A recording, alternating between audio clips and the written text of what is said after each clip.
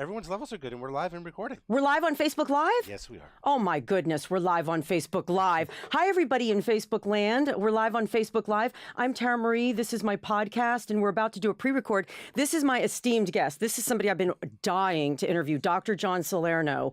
If you know anything about complementary medicine, he is the founder of the Salerno Center for Complementary Medicine, which is here in New York City. I'm going to go. You said I could go.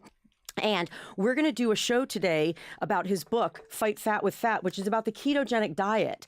A lot of you guys have emailed and messaged me asking to have a show about the ketogenic diet. So I Googled expert ketogenic diet New York City, and this is who came up. So Chad, are we ready to, we've got Chad on the board again today. Hello. We're going to start our podcast pre-record. So if you've ever wondered what it looks like to pre-record a podcast, you can see how glamorous it is. And we're going to go live in just a second. So yeah, we're all good. Audio is no longer feedbacking. We're great. And Chad, we took care of the echo issue. And we just fixed it a second ago, so we're good. Okay. So does everything look good? Because we'll do our screen grab. Yeah, screen grab. Let's do it now. Yeah. So explain to the doctor. Oh, okay. So doctor, what we do is we pause for just a second. Mm-hmm.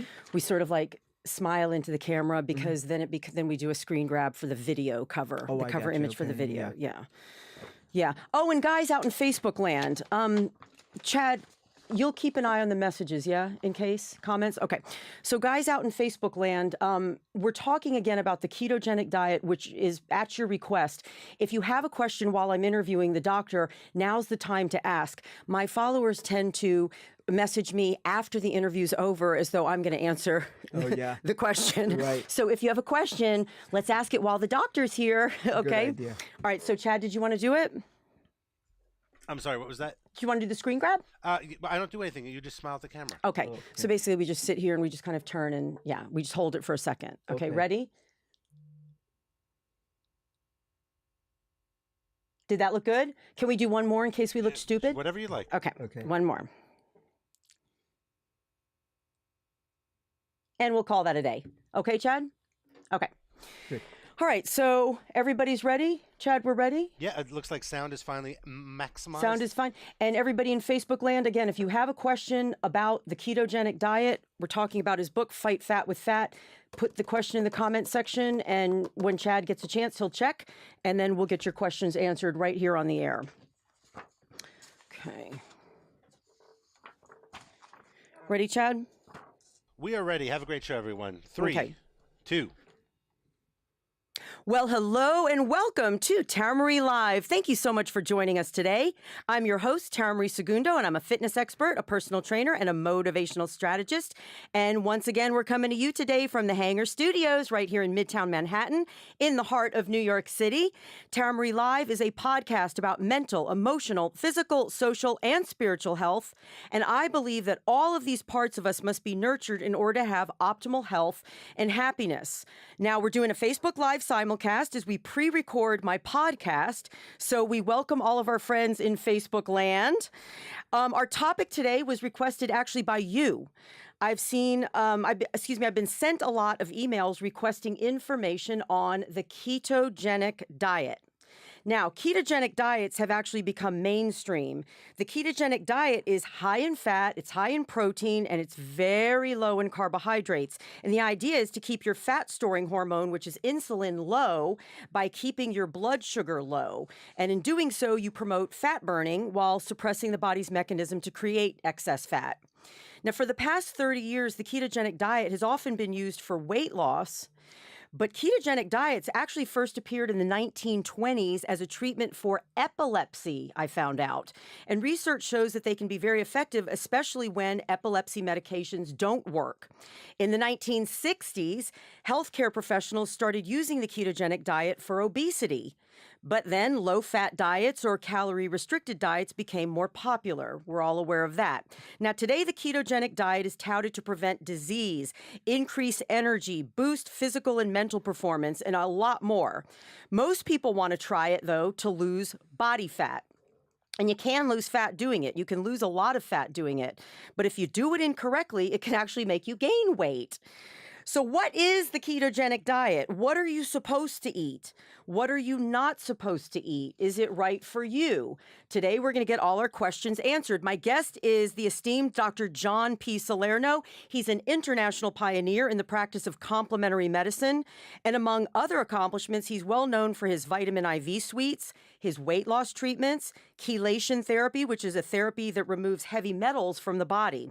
The Salerno Center for Complementary Medicine in New York City combines alternative healing with the traditional medicine. And he's also the author of Fight Fat with Fat, which we will be discussing today. So, Doctor, welcome. Thank you so much, Tara. Thanks for having me. It is so nice to have you. I was telling you before we went on the air, the way this all came about was I had been getting a lot of emails from listeners and Facebook posts and tweets and such saying, can you do a show about the ketogenic diet? And I, we've started this new format where we do the simulcast on Facebook Live. So I wanted someone in New York City who could physically make it to the studio. So one Sunday night late, I just Googled ketogenic diet expert New York City. And I don't know if you're aware of this, but your name is the first that pops up. No, I wasn't aware. Your name was the first that popped up. So I sent an email, and by the next morning, I had an email back in my inbox from your marketing consultant. Oh, great. So that's how we set it up. But I'm thrilled to know you. Oh, thank you, Because, and likewise. yeah, and because the more I start looking, and we want to actually have you back. I already can tell you that. I hope you like me as much as I like you. Of course. Because I want to talk about the chelation therapy that you do, which removes toxins from the blood. I want to talk about all the cool stuff that you're doing at the Salerno Center, because I know that people come really from all over the world to New York City to be with you. Right. Yes, absolutely. We do a lot of patients from Europe, for example. We do a lot of heavy metal detox. We have patients, for example, in Switzerland. An interesting side note, briefly, but there's a lot of nickel in the water in Switzerland. They don't know how to get it out of all these poor patients that are inundated with nickel because they're drinking the water. So they are coming to my office here in New York City to detox nickel, which is not something we commonly see. We see a lot of mercury from tuna fish, for example. We see a lot of lead, for example, in buildings and in old buildings and paint. Not a lot of nickel, but we're seeing a lot out of Switzerland. Don't you have a satellite office in Tokyo? We have a few in Tokyo, Brazil, Oman. Is my latest. We'll have one in Dubai shortly. We train a lot of physicians. We're just doing licensing and franchising now with physicians, but we had done a lot of training in Japan to begin with. Right, because I saw that. I saw that. Yes. Now, your book today, Fight Fat with Fat.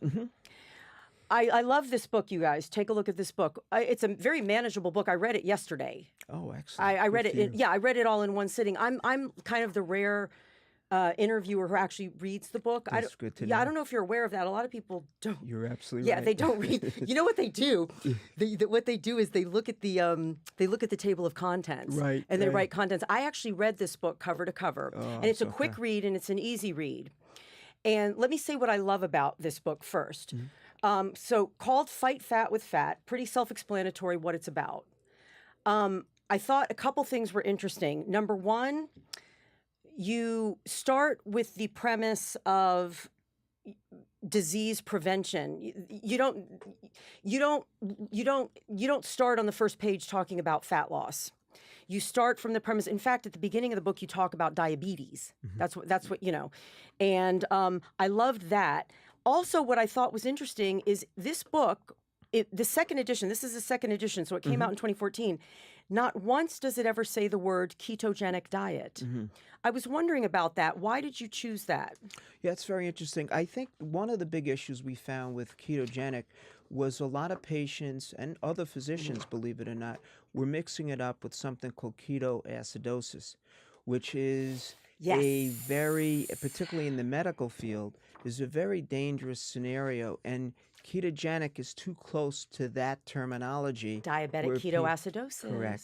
And I decided to at least leave it blank and leave it as what the book basically describes, meaning keeping insulin low, fighting fat essentially with fat. And then ketosis and the ketogenic has now come into vogue, and people can understand the difference. Right, and again, the second edition was done back in 2014, right? Right. When was the first edition? Somewhere around 2010. Okay.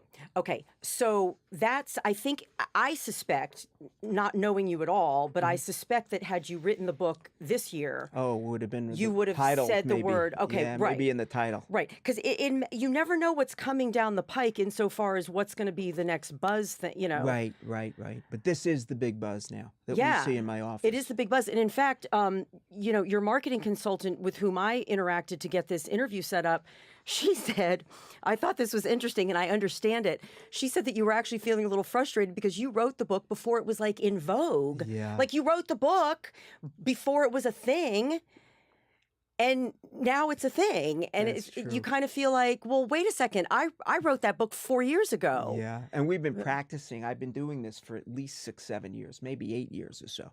Ketosis, ketogenic diets. The big issue that we found with ketogenic diets is that the frustration where people were not losing weight initially on, quote, an Atkins-based diet because there were too many carbs. So 15 years ago, you can get away with, the average person can get away with 30, 40 grams of carbs. I began to realize that as we evolved and how we were bombarding ourselves with too many starches and bad carbohydrates, our bodies were becoming so insulin resistant, the only way you could break it was to go into ketosis, meaning eliminating almost all carbs. And I realized that about 8 years ago. About 8 years ago, right when you wrote the book. Yeah, right when you wrote the book. Now, you say in the preface of the book that you owe a debt of gratitude to Dr. Robert Atkins. You worked with... I work with him. I was with him when he died. Was he, excuse me, was he a New York City-based doctor? I don't... Yes, he was in New York City. He had a probably 8-story, it was, condo, extremely busy practice from his first couple of books that he had written. So where was his office? I'm just curious. It was on 55th between 3rd and Lex. It was an actual condominium. Okay. It's now a Portuguese hotel. And up until what year did he practice there? Because I moved here... Till 2003. Oh, my God. Because I moved here in 93. Yeah, so I was... Wow. I yeah, did you not, were here with him. Yeah. But he had a mega practice, and he was substantiating a lot of what he believed in from the 1970s in that practice, meaning he practiced exactly what he preached. Low carb. We were doing a lot of glucose tolerance tests with him, to which I do now. Now, did you go there as a young doctor? Is that what I'm saying? Yes. So you got out of medical school, right? And you, instead of starting your own practice, which you know, now you've practiced. You have the Salerno Center. I mean, you know, now you've gone beyond starting a practice. You thought, let me work under the wing of... Yeah, well, actually, that's a long story, but I'll make it really short. But at the time, I actually started to work in Connecticut. I was made medical director of urgent cares and emergency rooms in Connecticut. I was doing traditional medicine, but I knew what my heart was geared towards. I was a baseball player in college. I always took vitamins. I always tried to exercise and do the right things. And when I got into the business and practice of medicine, not knowing how to go about being in alternative medicine, I took the first job I can get. They promoted me to medical director, but extreme frustration. Patients are coming in every 3rd or 4th day for more prescriptions, then side effects for prescriptions, and I saw how broken the system was. And although I was extremely successful, I was seeing 70 patients a day. Your heart, you weren't happy. Was not there, and just saw the whole hypocrisy, I hate to say it, in the medical field. So at the time, I was Did you know that hypocrisy was there when you went to med school? I'm just curious. Yeah, like, did you know? Could see subtle signs, but not really. We were very naive. You were naive about it? Yeah, very naive. And everything in medical school was geared towards the pharmaceuticals. We had so many courses in pharmacology, and then everything you could tell was backed by Bristol Myers or any pharmaceutical. So even the research journals had ads for pharmaceutical companies. You started to subtly see problems. So you knew. And also, it sounds like you're an MD? DO. A DO, doctor of an osteopath, doctor of osteopathy. Right. It sounds like, God, it sounds like you got in, and because what DOs and MDs are basically taught to treat disease. Yeah. And it sounds like you're more of that's not where your head is. Yeah, it really wasn't. Yeah. And that you was almost more of the issue. heart of a naturopath. It almost you almost talk like my naturopaths that I interview. Right. I mean, my whole idea, taking care of myself, is the way I wanted to take care of patients, meaning medications only as the last resort. And that's something that I followed straight through. So if I have to give someone a hypertension med and I've exhausted lifestyle, de-stressing, vitamins, nutrient, etc., diet, then I will go to medications, but it's extremely rare, and it's only the last resort. And that's been my motto since really day one. Now, how is Fight Fat with Fat, the diet in your book, how is it different than the Atkins diet? When people ask, that's a good question. Two major differences. It takes Atkins to the extreme in the sense that we start it with the ketogenic basis, particularly when we're looking at not only weight loss, as you said, but diet, prevention of disease, because we're finding most disease are insulin and sugar related, and we want to drop insulin. We want to keep glucose levels steady and low, as low as possible. So it differs in that regard, meaning it's more extreme with the reduction in carbohydrates. Just at the beginning, or because, and we're going to get into this, but what I noticed is yours is phased. So it's got the intro, which minimum 2 weeks. You said in the book you had one guy that was on it. Well, you said for a month, but you said some people are on it for months. Months, because they feel so good. Right. And they lose weight. It's not only about weight, it's about energy, mental clarity, focus. And if people feel well and we're monitoring them, and again, we don't really worry so much, they could stay on it indefinitely. But so are you saying that the difference between your diet and the Atkins diet is, because my impression, your diet seemed, and I'm not an Atkins expert, and I certainly didn't study it much, but I remember the controversy around it when it was presented to the public. You know, doctors were saying it's too extreme, like you're just basically eating meat and cheese and this and that. To me, yours seemed more flexible, so I'm incorrect. Atkins allowed more carbohydrates? He did.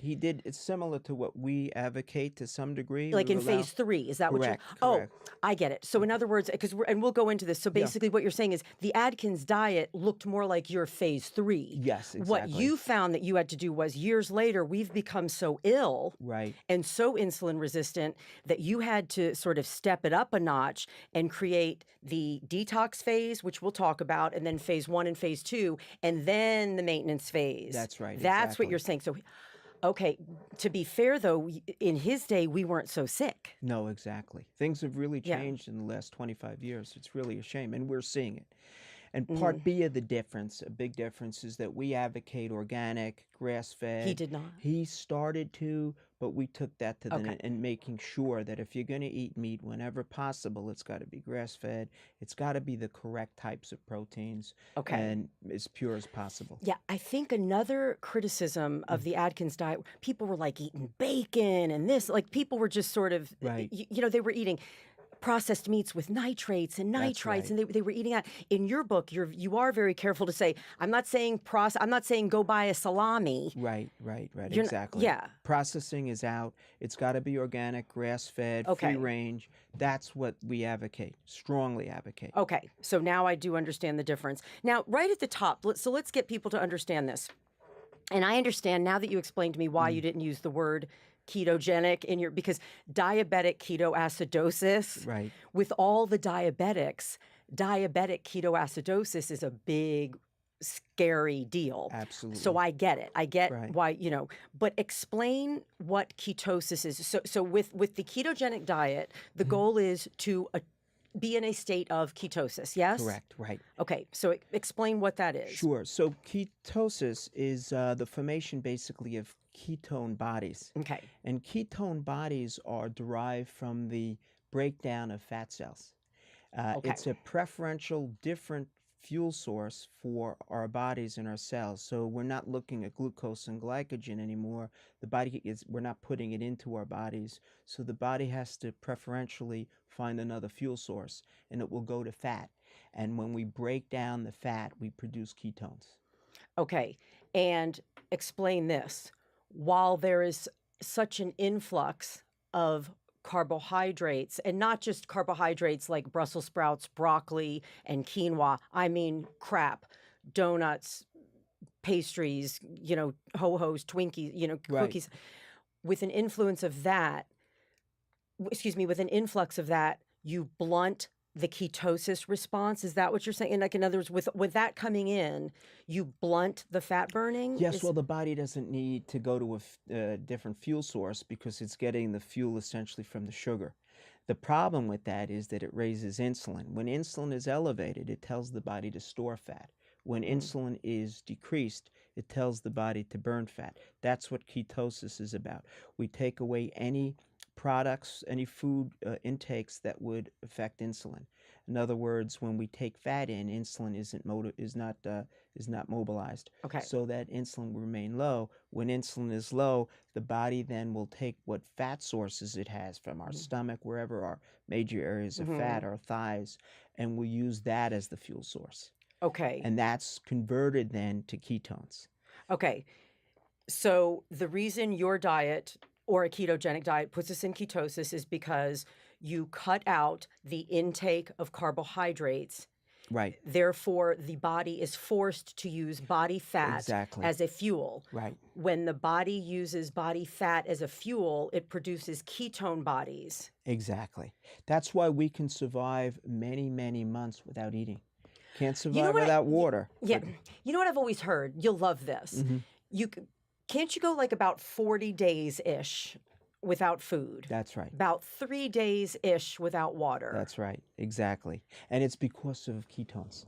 It's because of body fat. Nature provided us with fats in between our muscle cells. Some of us obviously have more than others. Exactly. But it's important that we realize that we need fat to survive. It's a way to protect us for times of starvation. And I've been doing a lot of reading. There are a lot of health benefits of being in a state of ketosis. Absolutely.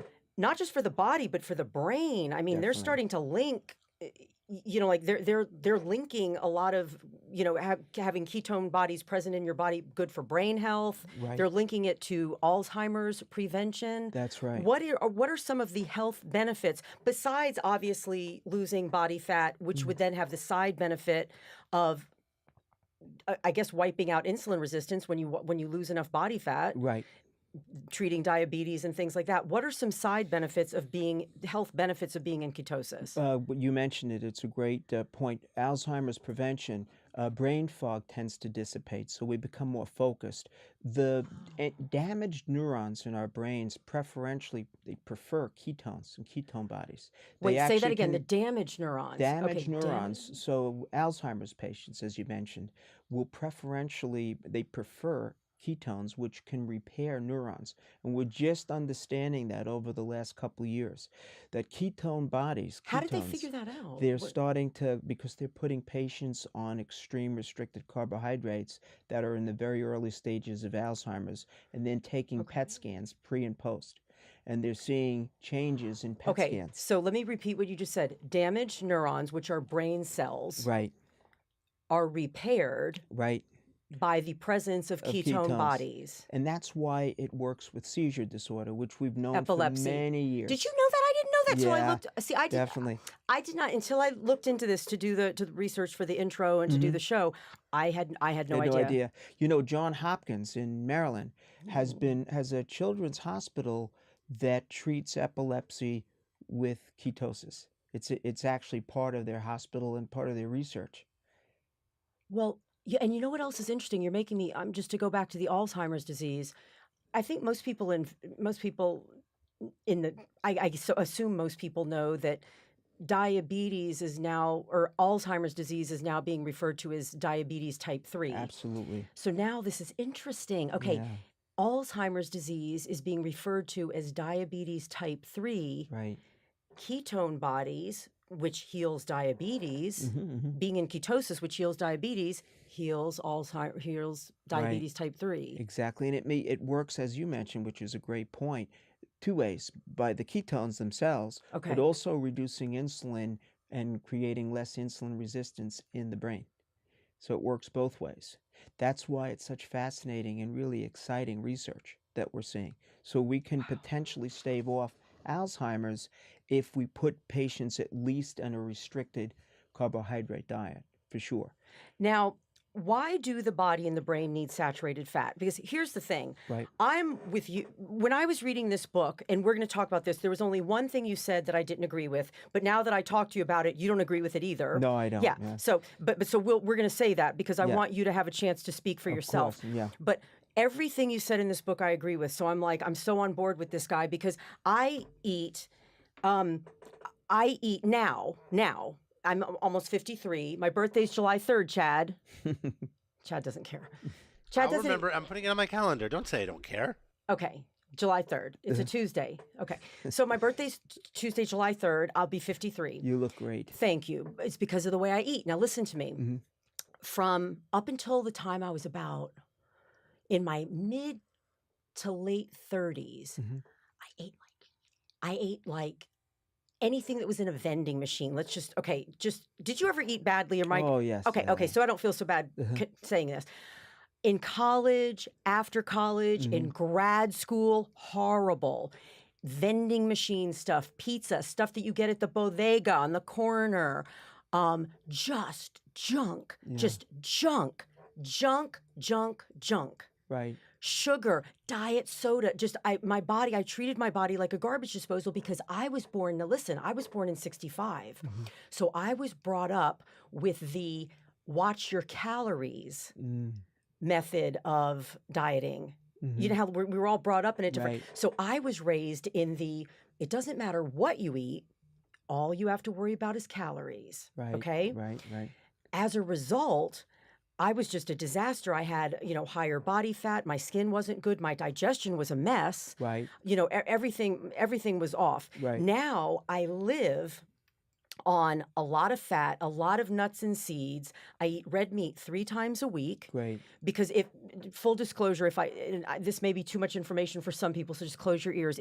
I still menstruate, even at my age. Wow. So if I've noticed that if I don't eat red meat, my body doesn't seem to be robust. Like I look a little pale, Right. my periods are a little light, that kind of thing. So I eat red meat 3 times a week. I eat chicken, fish, Right. sardines, Great. salmon, that kind of thing, nuts, seeds, things like that, and just very, very little in the way of grains, only on heavy lifting days. Do you lift weights? Yes. So don't you find on your heavy lifts you need a little bit? Definitely. Yeah, and then limited fruit, maybe a little bit, 1 apple, and a Granny Smith apple, a little bit of strawberries, a little bit of blueberries. Right. And then the rest is just veggies, Good for non-starchy veggies. Right. So for me, I agree with everything you said in this book, but people have a problem with saturated fat because that's what people have been taught. Yeah, it's unfortunate. So you explain, why does the body and the brain need saturated fat? Well, firstly, And the brain. the brain cell membrane of our neurons in our brain are composed of saturated fats. I mean, just think of the logic behind that. We need saturated fats. We're made up of saturated fats. It makes absolutely no sense to eliminate saturated. Also, in research and in studies, there are saturated fats that help stave off heart disease, that help build bone, that help with infection, that help build the white blood cells in our bodies, that research is just kind of over the last 4 or 5 years bringing to light, and it's very, very important. Something called butyric acid, it's where the name butter comes from, for example, will stave off colon cancer. It actually works as what we call an oncogene that'll turn off cancer of particularly colon origin. So I have a question. Okay, because I'm with you. I'm so with you. I can't stand the idea of, if I'm going to have butter, I'm not going to have margarine or something concocted in a factory. Right. I'm going to have some butter. Right. If I'm just going to eat the butter. Yeah. But why don't cardiologists jump on board with you? Who is that guy? Now I should have looked it up. Who is that? From years ago? No, who is the doctor who's get rid of all saturated fat? Who is the doctor now for heart health? Ornish, Dean Ornish? Yes. Why don't you sit down and have a conversation I'd with be happy to. We have a little debate. Okay, so why are there 2 divided sides like this? Because you've got the research to back your claim, Right. and he has the research to back his. Yeah.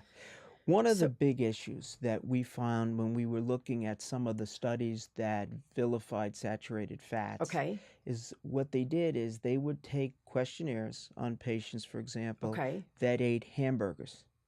So what they Come and on. whoever ate the most hamburgers or even steaks, they discounted what they were always eating with them. What do you eat with a steak? What do you eat with a hamburger? You have a bun and French fries, which are the with most ketchup. deadly. Yeah. So they discounted that. They just said, okay, these are the highest proportion of patients eating saturated fats. Look at all the heart disease you're seeing. Okay. Well, there's the issues, the French fries, the bun. The meat was not from an organic source. How do you eliminate things that are more dangerous? The ketchup, yeah. And the ketchup, exactly, which is high fructose corn syrup. How do you eliminate that when you're doing these studies? It's nonsensical. So they did it from a questionnaire. The bigger issue there, too, of course, is that these patients, what study is going to show them just eating meat without the bun, with just vegetables? If they could study me. Yeah, absolutely, they should. They really should. Because that's how I eat my meat. Right, but most people don't. That was the issue. So when they did the questionnaires, what percentage of those patients would be eating a hamburger, no ketchup, no bun, no fries, and broccoli on the side? Probably, 1%, less than 1%. Are your patients, us, yeah. Us, yeah. right. But in those studies that they did, which were done in the 90s, I think, and that's what vilified saturated fat. So we look at those and we laugh. So the body needs saturated fat. The body needs saturated fat. Okay. Absolutely. Okay.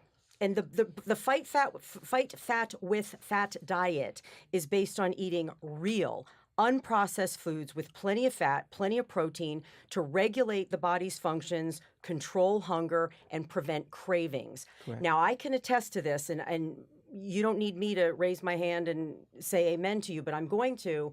I'm never hungry.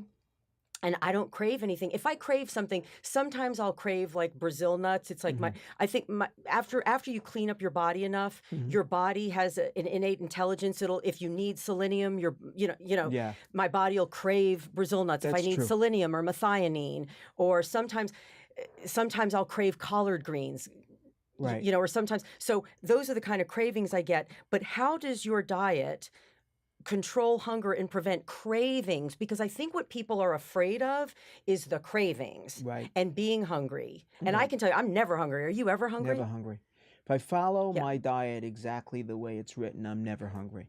Okay. And that's a big plus. And how that works essentially is we're keeping blood glucose steady. We're not causing spikes and swings in sugar.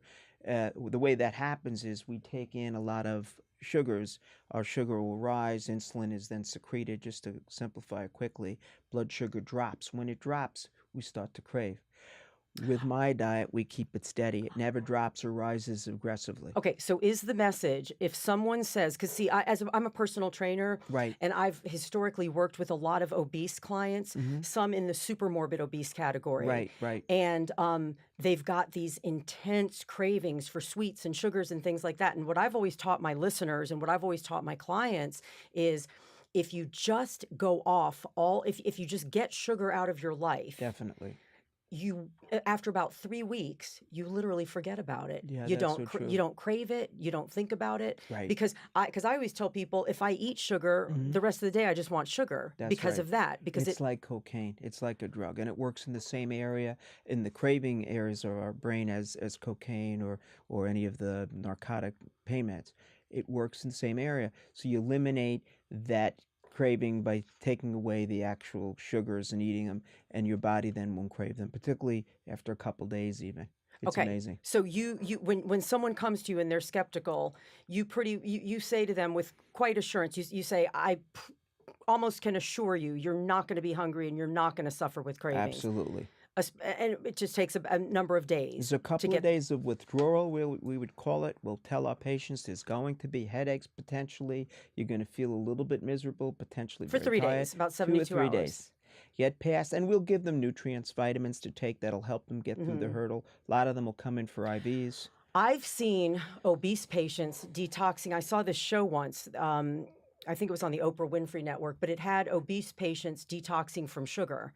And they were crying, they had headaches, they were vomiting. It was almost like watching someone detox from heroin. That's so true. It was, vomiting, flu-like symptoms. It's crazy. It's so true. Now, we'll give IVs. We use a lot of something called glutamine. We also use glutamine orally in a powder for patients. I take yeah. Yeah, so it takes away the cravings, particularly at high doses. You got to do like 4,000 or 5,000 milligrams of glutamine, but that helps. We also do an IV protocol for the withdrawal. We have a weight loss IV protocol too that we'll use. Okay. But it's important that we keep the first couple of days, we make sure our patients are aware that there's going to be withdrawal. Okay, now, what people are going to like is you talk about not needing to count calories once we begin to understand portions. Now, I wanted to tell you my experience, and I think you'll corroborate this. What I found is, because, okay, so I'm thinking about one of my clients who is in the super morbid obese category. If I left a big bag of Brazil nuts I keep my nuts in my freezer, just so you know, just to keep them from going rancid. So if I left a big pound of Brazil nuts in his freezer, like I have in my freezer, he would sit and eat the entire 1 pound bag in one sitting. Okay, so I understand that people do have to understand portions, but this is what I found, and tell me if your other patients say this. Once you clean up your body and you get to the point where the signals that your body are giving you can be trusted. Right. Meaning, because before when I was treating my body like a garbage disposal, I would crave cookies or I would crave pizza or I would crave soda. So I couldn't trust my signals. Right. Once I cleaned up my body, I could not only get to where I could trust my signals, but some days I just don't want to eat very much. My body doesn't seem to want much food. Other days, I seem to eat a lot of food, and I don't worry about it. Right. Because my body's telling me to eat more. Right. If I have a big Brazil nuts, I don't count them out. Right. You know, I don't count them out and do a portion. Right. I just eat, and my body says when it's time to stop. That's perfect. And you said in your book, and I love this, you said, trust your body. It often knows better than you do what you need. That's so true. Do you find that your patients say that to you? Do they say, Dr. Salerno, I don't even have to think about portions anymore because I just stop eating? Yeah, that's so true. Particularly when they're doing it correctly. They will not be hungry. And we always tell them, eat till you're satisfied. Right. And you'll maintain your weight. As importantly, you'll maintain your health. You know, your mental focus, your energy, your physical energy. We have marathon runners that will follow the ketogenic diet, and we're finding they're actually doing better than when they carb load. How can they train for the marathon Because they'll go to, again, they'll use ketone bodies. Okay. They'll go to different sources of energy like the fat cells, even though a lot of them don't have a lot. Okay, and they'll have glycogen stores in their liver. The liver is very efficient at producing about glucose 2,000 calories a day, right? Exactly. Okay. So we're finding that a lot of runners do just as well or better when they're at least in a low carbohydrate state than when they're carb loading. But do you find, like, let's pretend my client were here now.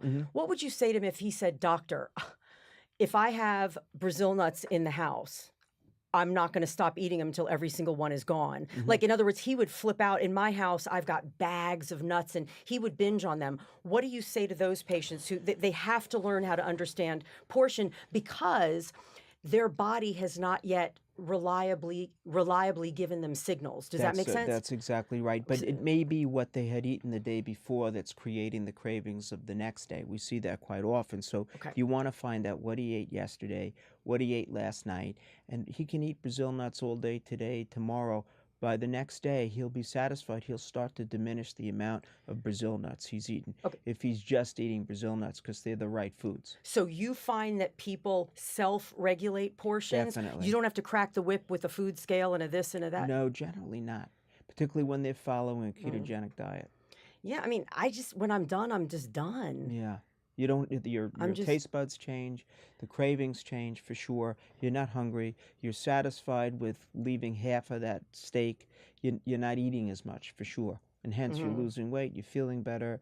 So we tell our patients, eat till you're satisfied. How do your taste buds change? Is it because... You're not craving the sugars. Okay, because on different parts of the tongue, one is salt, one is sweet, one is, that kind of thing. Is it because you're not stimulating that part? That's so exactly they kind of, right. They lose their... They're almost atrophied in a sense. Okay. So the taste buds will not have they're not stimulated to the point where it's almost like the area of the brain that's stimulated because you're continually feeding it sugar. Right. It's the same type of thing. You know, Dr. Oz had functional MRIs up on the wall, and he showed a functional MRI. Functional MRI shows like it showed color of, you know, different parts of the brain.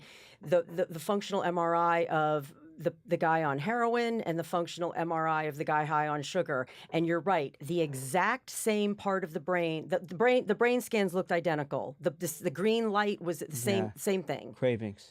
For drugs, same as it is for alcohol, same area as it is for sugars. Well, see, and I loved your book because I think I'm a bona fide sugar addict. If you gave me sugar right now, all I'd want the rest of the day is sugar. Mm-hmm. That's why I just abstain. Yeah, good for you. Are you a sugar addict too, do you think? Yeah, well, I was at one point. So I abstain. I don't generally, maybe on a weekend here and there with my kids, I may have a little ice cream, but I'll also feel guilty about it so that I'll work out a little extra the next day. And I'll feel it. I'll definitely feel it, particularly if I overindulge. Yeah. I have a hot fudge sundae. I'll feel and then it you're the exhausted. next day, and I'm exhausted. But I'll try to discipline myself such that my workout routine will be increased to burn that off, to lower essentially my insulin levels that would be risen, you know, from the ice cream. Now, explain to everybody, because this is, again, the beginning of the book is dedicated, you start with diabetes. That's what I liked about this book, because you don't start with weight loss. Right. You start with diabetes. And everybody knows that as on the graph, as the diabetes line goes up, it's because the obesity line is going up. In some cases, people aren't obese when they have type 2 diabetes, but most of the cases that I've seen, I've never seen a really lean person with type 2 diabetes. No, right. It's rare. Yeah, I've never seen it. Right, right. So explain to people what happens to the body how does the body respond to blood sugar fluctuations? Because this gets into even taxing the adrenal glands. Oh, definitely. Yeah. Blood sugar fluctuations create hunger, create mood issues, anger, for example, big issues. In fact, we see a lot of road rage, for example, related to hypoglycemia, blood sugars that are completely out of whack because they're rising too quickly, then falling too quickly. So this is a big issue in society today. Let's follow the food through our system. So I eat a donut. I eat 5 donuts. I eat 5 donuts in a row. Right. Okay. So the beta cells of my pancreas, they start to freak out, and they go, uh-oh. And so they dump insulin into the blood. Right. Now that insulin will lower the sugar, which it has to do, but will also tell the body now to store body fat. It'll go into a mode which will start to deposit and create and store body fat. Okay. That's only part A of that. About 2 hours later, you may be feeling great. Glands, yeah. The adrenal glands get overloaded. They're stressed. Why about 2 hours later? Because your blood sugars will rise precipitously and then start to drop with the influx of insulin. So about an hour or two, typically about 2 hours. Sometimes my drops are were quicker than that. Quicker, and that's why we do insulin glucose tolerance tests with insulin on many of our patients at my Salerno Center. It's important to fingerprint individually, because that's a good point. On average, it's about an hour and a half to 2 hours. Okay, because mine were fast. Yeah, so you'd be interesting to see what your glucose tolerance test look like. Oh, dear Lord in heaven. So you don't use the A1C test. You'd use an old-fashioned. Yeah, I use both. Okay. We use A1C, but the better predictor of an individual test to fingerprint individually how you would tolerate sugars and bad carbs is to do the GTT, glucose tolerance, with insulin. So now about 2 hours later, what happens to the adrenal glands? Tell that part, because this is the part that I want people to know. So the blood sugar drops. The adrenal glands say, oh my goodness, we've got to stimulate epinephrine or adrenaline because we need to raise blood sugar again. That's the way the body will start to go into raising blood sugars to keep blood sugars from dropping precipitously. And again, it's very individualized. But when that happens, there is tremendous amount of decreased energy. Mood will change. Aggressive behavior becomes part of it. You're releasing a lot of adrenaline. Well, also cortisol, belly fat, does. Exactly. And you're releasing epinephrine, cortisol, right? Which I hadn't mentioned. You're absolutely right. That'll create storage of body fat again, too, in addition to insulin. And belly fat. It's not just body. It's exactly. It's not like nice big boobs. Right to yeah, exactly. Right to the belly. So it's a big, big issue, and we see that very commonly. And, if you look at the average American diet, that's what happens. And it may not be 5 donuts. It may be, a cereal in the morning that's, Apple Jacks or whatever Wheatina, but they're putting sugar in it. And it's a big issue because 2 or 3 or even an hour and a half later, you'll see dips, rapid drops in sugar, stressing the adrenals, releasing epinephrine, and cortisol. Also, then you have the whole other problem of adrenal fatigue. We've done shows on adrenal fatigue. Exactly. When you start to go into adrenal fatigue, life is not fun. No, it's a big issue. It's a very difficult thing to correct. Do you often see in your diabetic patients adrenal fatigue? Is that something you see? Oh, absolutely. And we measure it. We look at cortisol, DHEA, pregnenolone. We look at thyroid, which is a very big issue too. And again, if we don't address thyroid, which is intimately connected to adrenals, if you don't correct the thyroid, you don't correct the adrenals, these patients may never get into ketosis. They may never lose weight because it's the metabolic gland, particularly thyroid. God. So, I mean, it can be complicated. And there are patients that'll say, listen, I've been on the ketogenic fight fat with fat. I've lost weight, but I can't continue to lose weight. We look at their thyroid. The body senses starvation. It'll tend to shut down the metabolism. So your thyroid will start to slow down. Oh, wait a second. So is that something we need to be aware of when we go into ketosis? Definitely. That the thyroid could the actually... thyroid may be slowing down, so the body likes to resist that. So we either start reducing more, we start to add look a little at, more carbs. Is that what you're saying? Well, we have to look at the thyroid. Okay. Yeah, and that's the critical thing. But yes, we sometimes add a little bit more carbs. We look at the adrenals too. If they're getting terribly stressed, we may have to add a couple more carbs of the complex kind.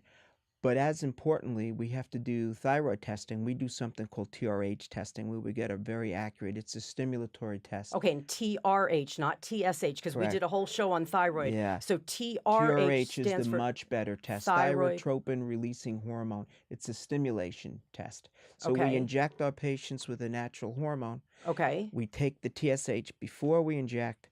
We wait about 20 minutes. Then we check the TSH again. If it's above 7 or 8, it's a much more accurate test than these spot blood tests. Because I have Hashimoto's thyroiditis. Oh, then you should come in. Yeah. We'll do the TRH. And we'll bring a camera. Yeah. We'll bring a camera, right, Chatty?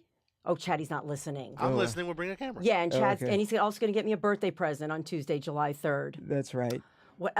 Yeah, I have Hashimoto's thyroiditis. Oh, really? Yeah. So you should come in. We'll do that. Wow. But if you do spot, and this is a whole nother topic, but if you do spot thyroid testing, TSH, you'll miss 80% of thyroid disease. So patients will come in, I have cold hands, cold feet, I can't lose weight, my hair is thinning, constipation.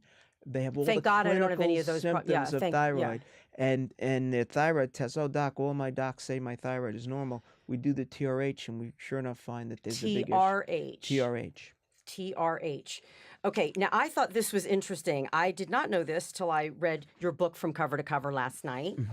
The way you recommend we eat to prevent diabetes is not what the American Diabetic Association says. Okay, what is going on? Why can't we all talk to each other? Like, why can't you get in a room? Why, can you not? Because I know that on July 8th of 2010, you went to Washington, D.C. and spoke before the USDA, correct? Yes. Are you impressed that I know that? Yeah. July 8th, 2010? Wow, 5 days after your birthday. 5 days after my birthday, Chad. And you know how I know that? Because I thought it was very interesting. At the beginning of the book, you talk about, oh yeah, in 2010, I went to talk to the USDA. But then I thought it was fascinating. At the end of the book, you have the speech that you gave them. I thought that was fascinating. So why are we not getting along with the American Diabetic Association, and why don't you talk to them? Yeah, Can we not? I really should get, and I'd be welcome to have them into a debate where we can sit in a forum. I would be happy because we have a lot of data and research. I have a lot of old Atkins patients too that's so valuable. People that are now in their 80s and 90s that have been following the Atkins-based diet, now following my How did you get an audience with the USDA in Washington? It was with Atkins, believe it or not. They actually had invited him at the time and myself to speak. After he died, there was a forum where a group of us that had been Atkins trained were invited to at least present our data and information. And it was done, 2010. The only thing we accomplished was putting a little cascade, and it was pretty much my idea to add exercise into the pyramid. I don't know if they've continued to do that. In other words, you can increase carbohydrates. Okay, yeah. So let's tell everybody. So what he went to talk about, you went to talk on July 8th, 2010, you went to talk to the USDA in Washington, D.C. about the food pyramid that they're suggesting to us and our children. Right. And you were like, this is all wrong. Right. And of course, it went on just deaf didn't ears. listen. Didn't listen. How can we get you an audience with the American Diabetic Association? I don't know. It's a good what question. Can we do? But we could probably call them, and we can, invite them even to my office, or we can have a forum and speak with them. I swear, you should get your people on that. I would moderate it. I swear I would. Oh, that's great. Because I love your. I did not know that I didn't know. What are they telling people? What are they telling? Well, I'll tell you what they are slowly but surely realizing, as is Weight Watchers, that carbs matter, particularly bad carbs. They do. But because not enough. And again, let me reiterate. I'm born in 1965. I was born into the era when I was taught. Right.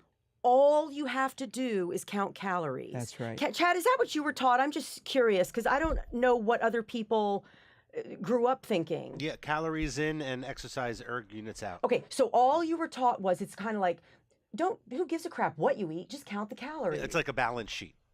That's all I would learn. That is so wrong. Yeah, so wrong. But they still have essentially the same type of mentality today, as I'm saying. They've decreased the amount of sugars and starches to some degree, but certainly not enough. If you go into a hospital today, you know what they'll give patients that are having trouble eating? What? Ensure. If you look at the Ensure's full of sugar, corn syrup solids. Corn syrup, and they'll tell you that this is, and then they have an Ensure that has about 40 or 35 grams of sugar. Then they'll have what they call an American Diabetic Association approved meal. Ensure that has about 25 grams of sugar. Oh, so it's got 15 less grams. Yeah, and they're approving it for these diabetic patients. So what ends up happening?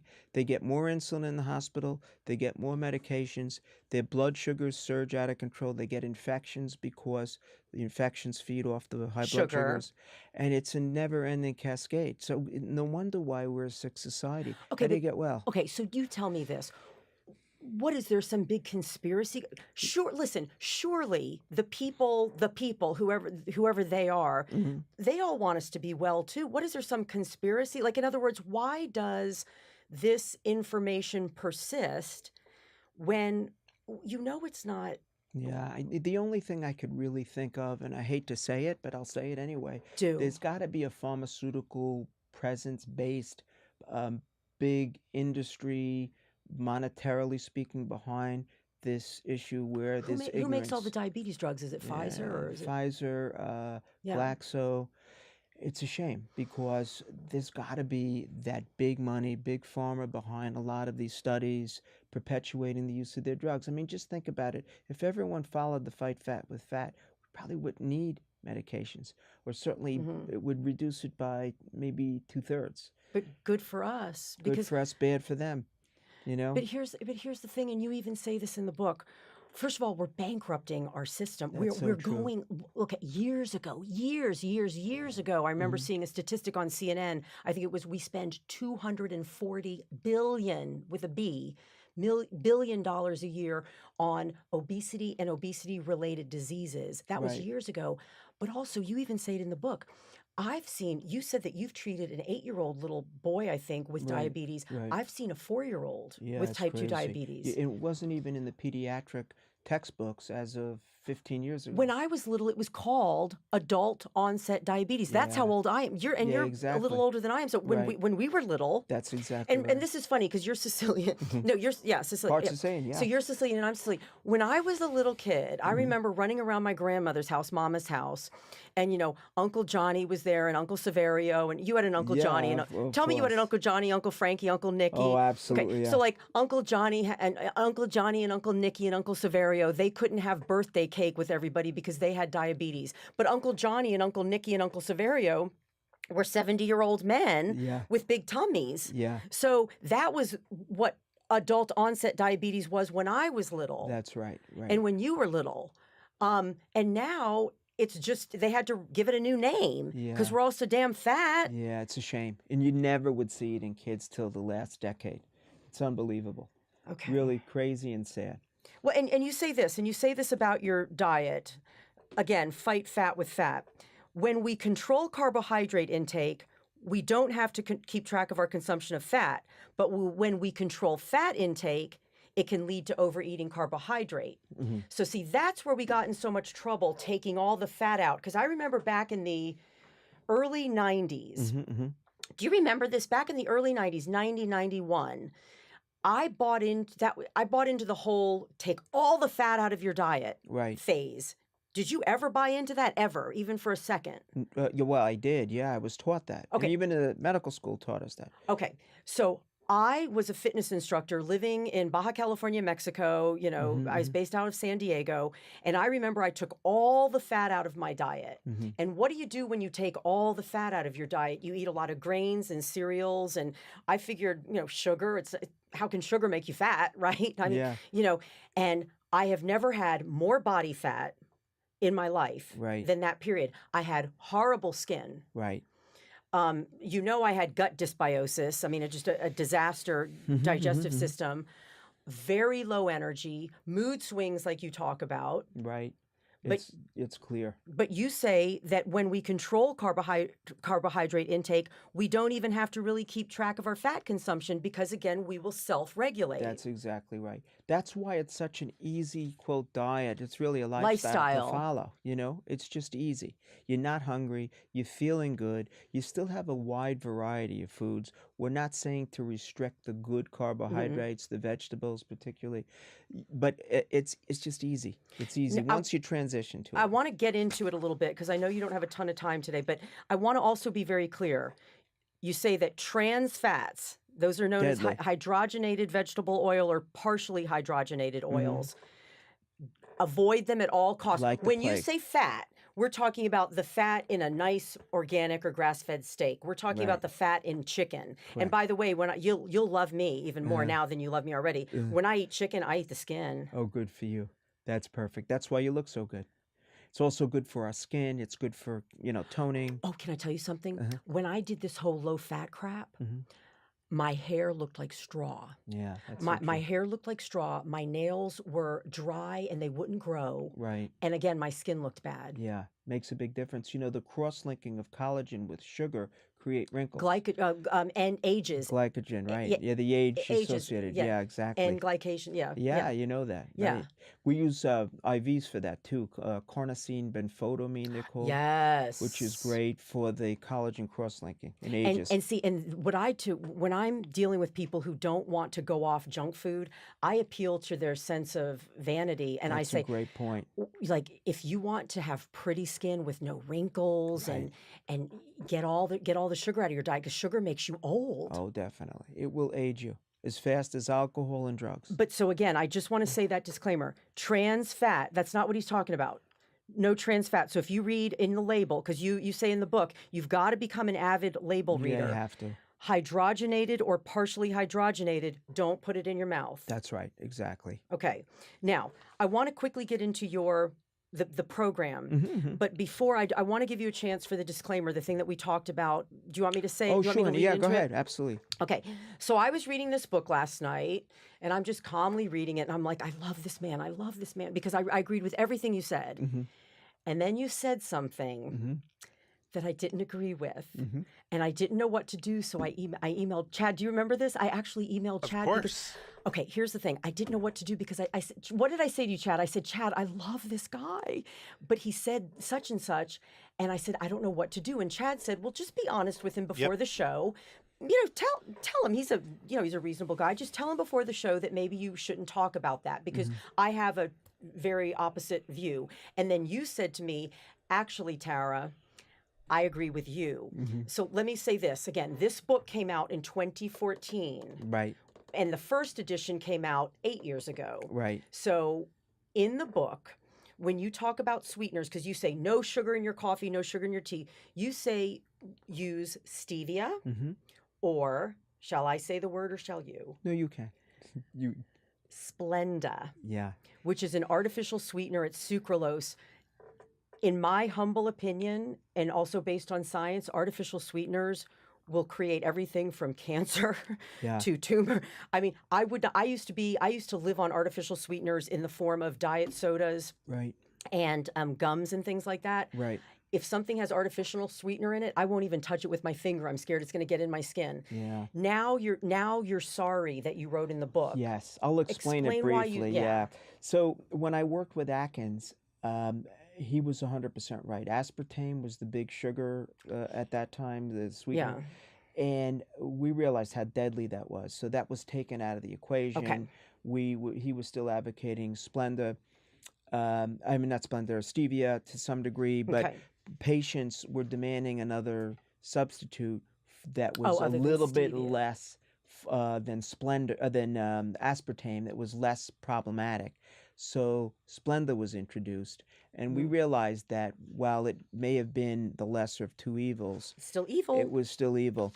We never really took that equation out of that book. That was my mistake, and it was 14. It's only on 2 pages, just so you know, and I could probably we'll tell have you the to two. we'll have to do a third I have it edition. circled, yeah. But yeah, we don't advocate, even in my practice anymore, that patients have Splenda. It's got to be low-hand stevia, natural sugars, and not sugar substitutes, particularly not chemically derived. Yeah. So no, it's just not no artificial sweeteners. Right. And when you buy this book, which I know you're going to want to, 2 times he says the word Splenda in the book. Just 86 it. He doesn't mean it. Yeah, I almost exactly. wish you. That's the problem with a book. It's Yeah. not like a blog where you can go you and can't edit it. take it out. Oh, doesn't that? Yeah, but I want to give that. I wanted to give you a chance because. Yeah, thank you. No, but it's true, and we don't advocate Splenda at all. Yeah. It's really problematic, and it's probably going to be proven, unfortunately, to be just as bad as aspartame. Oh God, yeah. You know, according, so it hasn't already. I've interviewed some of the foremost experts on that subject, Deadly. and according to them, Yeah, it's not. It's big. So, it's problematic. Exactly. Now let's talk quickly about the diet. Mm-hmm. It starts with a detox phase that you call the ¿Dónde estamos? Mm-hmm. You call the full fat fast detox. The full fat detox. Say that 10 times The fast. full fat fast detox. Right. And you say the full fat detox. You say minimum 2-week period. Right. Is that what you do with most people? Yeah, it depends, and depends on what we're trying to achieve. The health of the patient. Health, because I look at health first, and weight is a secondary solution. Oh God, you know? yeah. Because if you fix the health, the weight normalizes. Yeah, it comes off, right? But invariably, again, it depends on a couple things. I'll look at glucose tolerance tests. If I can do them on patients, it gives me a head start. I'll know to what degree and how long we need to keep them on a fat fast, the detox phase. Okay. But typically, it'll be 2 to 3 weeks. 2 to 3, and it basically means 0 carbohydrates. Yes. And that's where the ketosis, ketogenic diet comes into play. Now, you say that this is to literally shock the system. I mean, I can imagine, to be honest with you, if you did that to me, it wouldn't be such a shock because it's just one notch down from what I'm doing. That's right. But if you did that to some of my clients, they would literally go into shock. Right. I mean, they would be catatonic for a week. They wouldn't even know what had hit them. Right, exactly. Because it would be so different. Right. So right. I get the shock the system part. Have you ever had a person for whom it's too much of a shock? Like literally it's a dangerous... Yeah, well, some patients, because it's withdrawal, and some patients have very low tolerance, and granted, it's a difficult phase, so there have been some patients that can't tolerate it. So we'll have to go right to phase 2, sometimes phase 3 even, where they just can't eliminate that many carbs that quickly. Okay. But we get the best results if they can tolerate those 2 or 3 days of withdrawal and going on ketosis. Yeah. Okay, yeah. Or the 2 or 3 days of withdrawal and staying on it for 2 or 3 weeks. Right? Okay, now, again, this period allows 0 carbs, 0 fruit, and this is the one that I think would kill me, 0 vegetables. I don't eat a lot of fruit because I try to keep my sugars very low. Right. I don't have to have grains. Again, I only have grains if I lift. Right, right. But the 0 vegetables, I'm thinking 0 carbs, 0 fruit, and 0 vegetables would mean 0 bowel movements, if you get my drift. Yeah. Like, I can't imagine for 2 or 3 weeks not eating a vegetable. I can't imagine it. It's difficult, but we'll do that. We'll give fiber, nutrients, natural fibers, Like in psyllium a powder, husk psyllium husk, or we'll advocate a lot of fluids, of course. But in order for many patients to get past the stage where insulin is frozen, so to speak, we really have to eliminate any insult to the insulin. So even like collard greens would be too much Sometimes carb. would not necessarily. Again, it's fingerprinted. So we can get 40-50% of patients having still some vegetables and still be in ketosis. During this phase. Correct. Okay. But that's where the whole medical workup is important. Before. Right. Oh, what about people who just buy this book? Can they just do it on their own? They can do it on their own, but they should have, if they're going to do zero carbs. I would go see a doctor first. Yeah, it would be smart to do that. But if they want to start and add some of the suggested and allowable vegetables, it would not hurt them. It may slow down a little bit if they're looking for weight loss specifically, but otherwise it would still be of benefit. Okay, so before someone does something as extreme as like the full fat fast detox, why did you call it that? They should go to the doctor and just go, look, I'm about to do this. I think that's the right thing. Exactly. Just wanted to check with you. Yeah, okay. Exactly. Okay. Now, after that period, with minimum of 2 weeks, you said you've seen people stay on it for a month or even more. Obviously, you say we should drink a lot of water. You recommend 64 ounces a day. I do 1 ounce per pound of body weight. Oh, that's good for you, yeah. I weigh about 128, 130 pounds. That's I do great. A gallon. Is that and you're cool? physically fit and you're exercising. That's cool? And absolutely. Okay. So when you say 64 ounces, I know you drink more than that. That's for I do. But for the average person that's not really working out, they're really following the book, 64, 82 in that range is probably acceptable. Okay.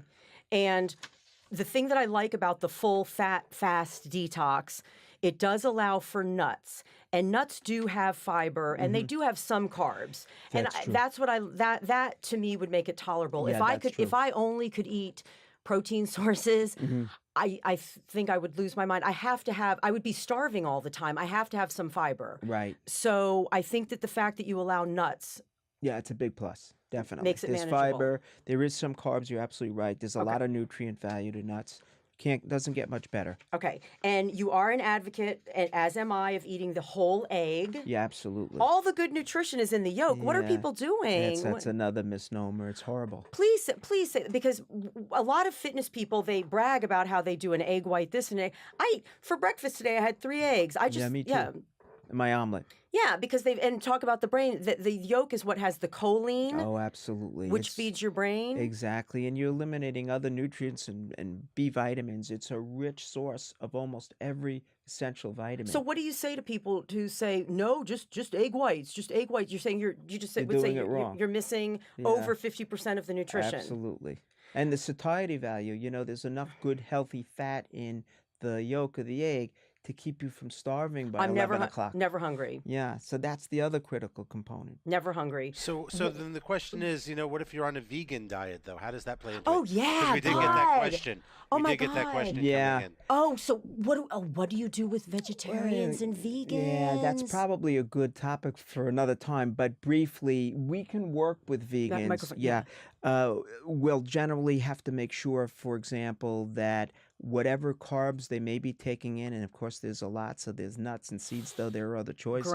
Grains, even quinoa, they have very high fiber content such that the vegans can survive just as well as long as they're not inundating their insulin with bad carbohydrates. Wait. Okay, so vegans and not vegetarians, a lot of vegetarians will have some fish or they'll have some. Right. But how can vegans and vegetarians, how can they not go over the phase 1 is 20 grams of carbs, phase 2 is 40, phase 3 is 60? How can vegans and vegetarians not exceed that? Well, it's difficult. Because they're combining beans and rice to make their protein. Exactly. You have to firstly, because then the component and the calculation, so to speak, becomes important with the amount of fiber in what they're taking in. So you subtract the fiber. So it may be 60, 80 grams, but they may be doing 20 grams of fiber. Subtract that amount from what they're taking in. Oh, did you understand that answer, Chad? Yeah. I did, yes. Yeah. So in other words, okay, so this is what you're saying. If you're eating beans and brown rice or wild rice or something, and that's 80 grams of carbohydrate. Right. But those are too high fiber foods, then you subtract the grams of fiber. Correct. And you'll get a rough estimate of what they're actually taking in because the fiber will disallow the absorption. You have to write another book then because we don't talk about that in the book. Yeah, you're right. And that's definitely another topic. You do not mention that in the book. But they get into trouble with lack of B12, for example. They get into trouble too with the amount of good fats unless they're doing it correctly. The vegans and the vegetarians. Are you not an advocate of vegan, vegetarian. I've tried it once. It was an epic fail. I Yeah, can't. I'm not a healthy. big fan of it. I see a lot of patients, for example, from India. They're vegans. They'll come over here though.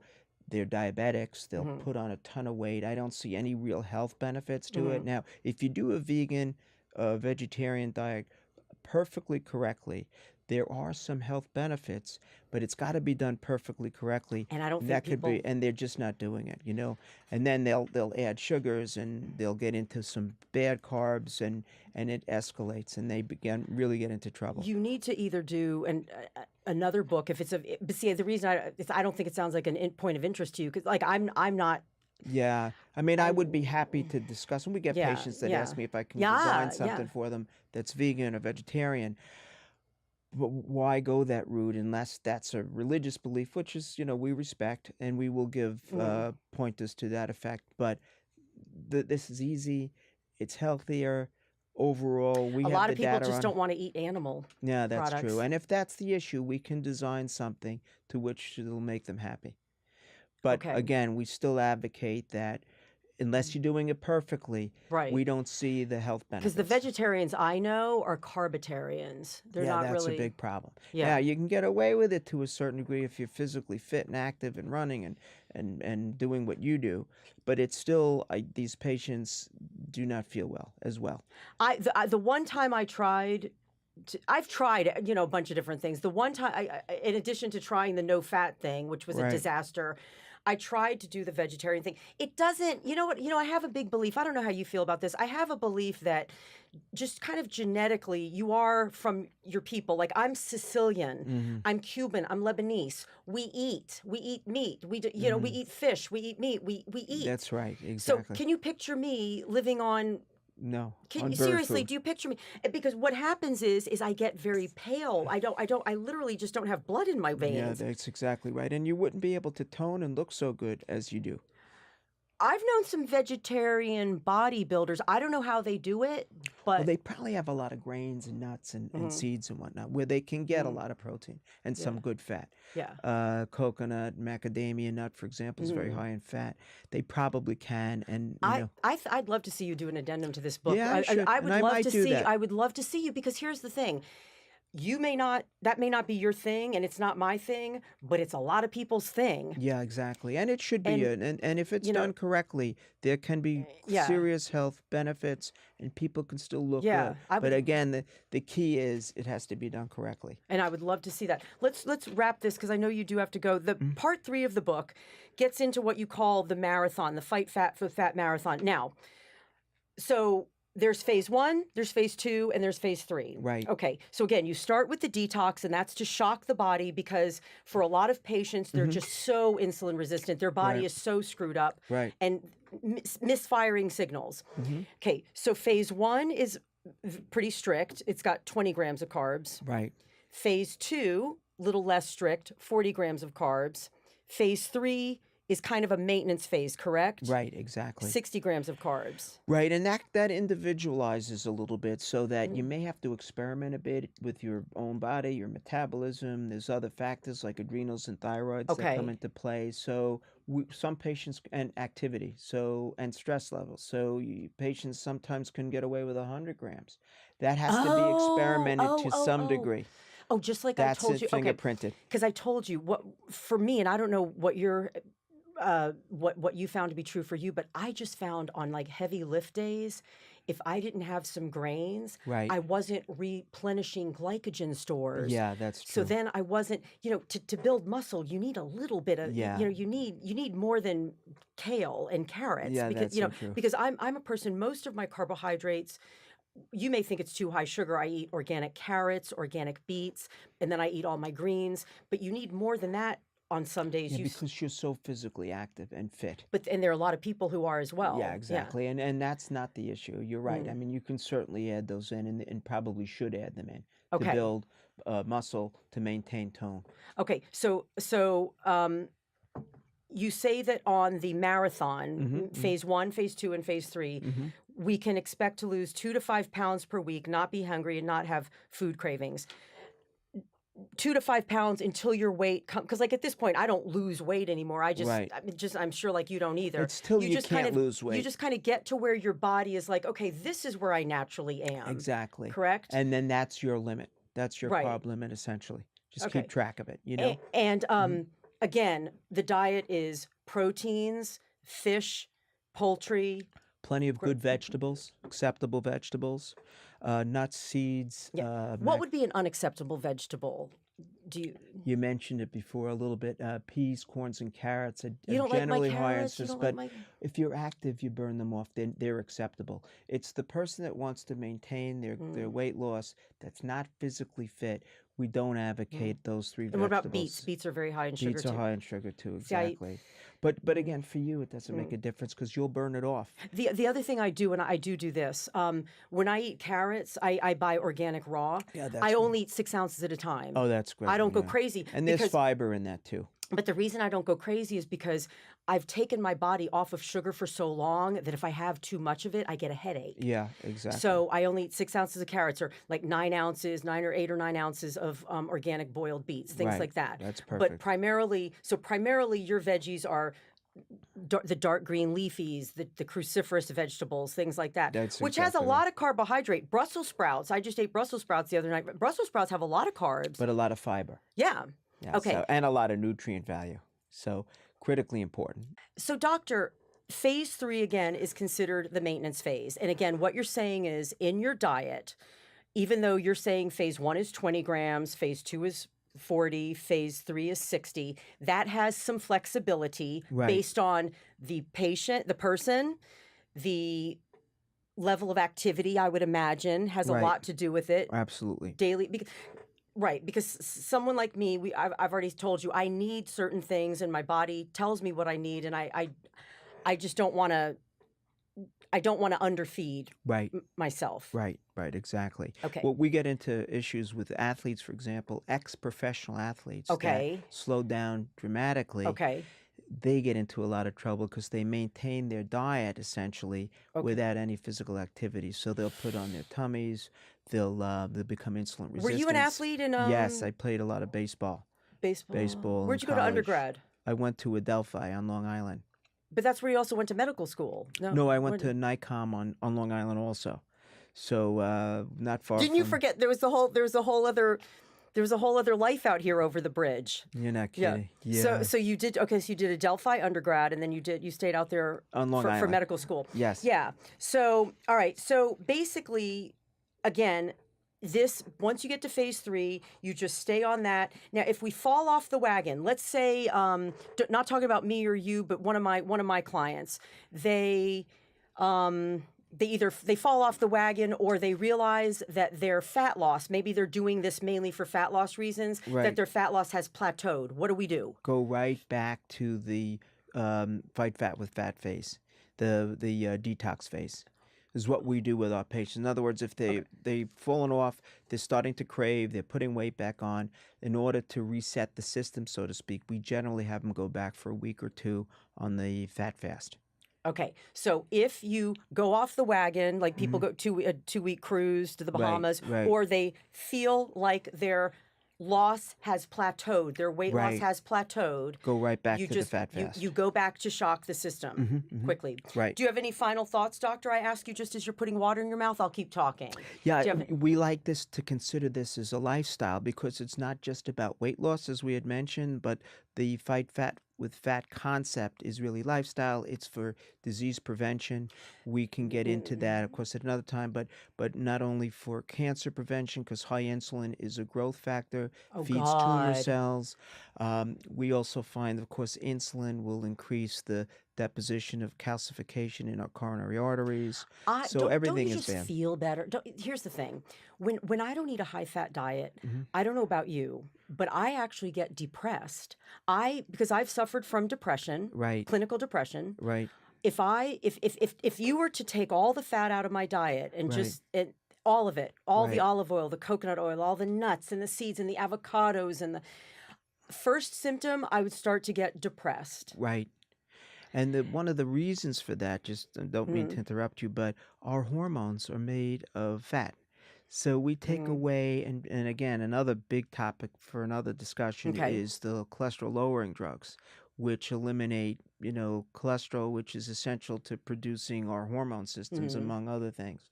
But so you do not believe in the cholesterol lowering drugs? No, not at all.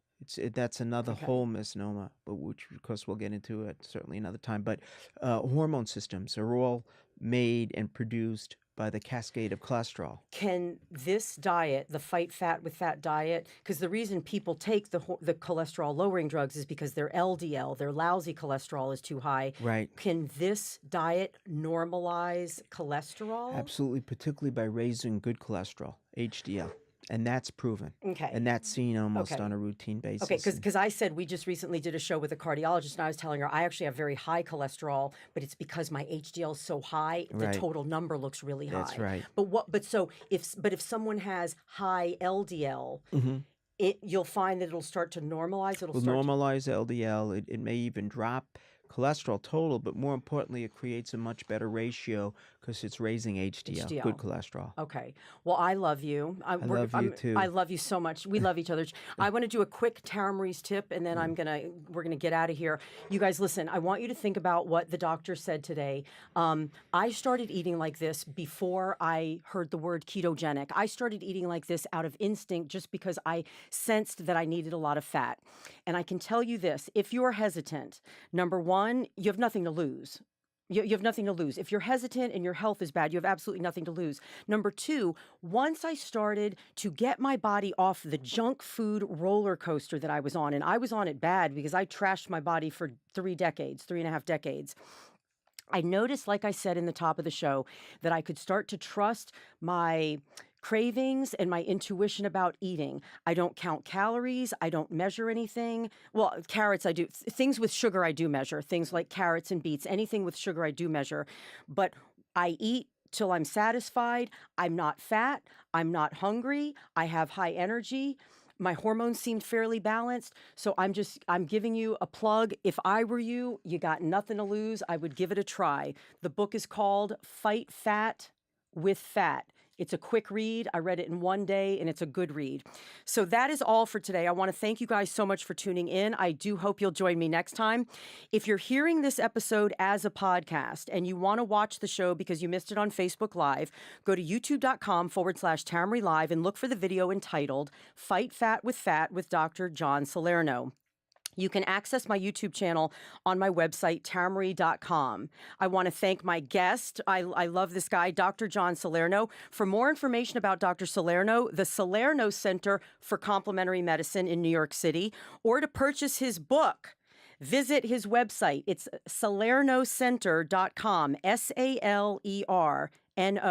center.com. His book is also available on amazon.com, or there's a website, Fight Fat with Fat. So you can go to fightfatwithfat.com and you can just grab the book there. If you have comments about this show, I want to hear them. Tell me what's on your mind. Just let me know using the hashtag TaraMarieLive on Twitter. And please, we always ask this, rate and review Tara Marie Live on iTunes. If you like the show, give it 5 stars. And you know what? If you didn't like the show, give it 5 stars anyway. Right? That's good. That's right, exactly. That makes good sense. Yes. Be sure to subscribe to Tara Marie Live so you never miss an episode. You can subscribe using iTunes or your favorite podcast app right on my website, taramarie.com. That's TARAMARIE.com. All past episodes of Tara Marie Live are posted right there on my website on taramarie.com, so you can download them and listen to them. And while you're there, sign up for my mailing list. You'll get my newsletter with Tara Marie's tips about nutrition and fitness and motivation. And I always send out information about the latest episode of Tara Marie Live, my podcast. Connect with me on Facebook and Instagram at Tara Marie Live and on Twitter at @Tara_Marie_live. I've enjoyed being with you today. Make better choices today than you did yesterday, and you'll always be moving in the right direction. Peace out, everybody. Thank you.